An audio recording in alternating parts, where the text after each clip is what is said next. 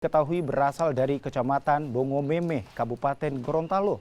Warga tersebut kini jalani perawatan di Rumah Sakit Dunda Limboto. Satu warga lainnya kini tengah menunggu hasil tes, mengingat dirinya juga alami gejala demam.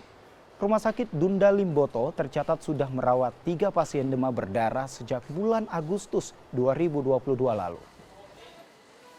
Yang positif saat ini yang sementara dirawat di penyakit dalam itu 1 terkonfirmasi positif, dan yang satunya secara klinis sudah menunjukkan gejala-gejala dari kasus demam berdarah, sehingga kita pastikan dengan pemeriksaan IgG-IgN. Saat ini sudah ada perbaikan secara klinis, tinggal kita akan melakukan observasi terhadap kondisi trombositnya. Maka saya sudah sampaikan, kalau di bawah 20.000 itu otomatis kita harus lakukan transfusi trombosit untuk menjaga jangan sampai masuk ke kondisi shock. Shock dari demam berdarah sangat sulit diatasi.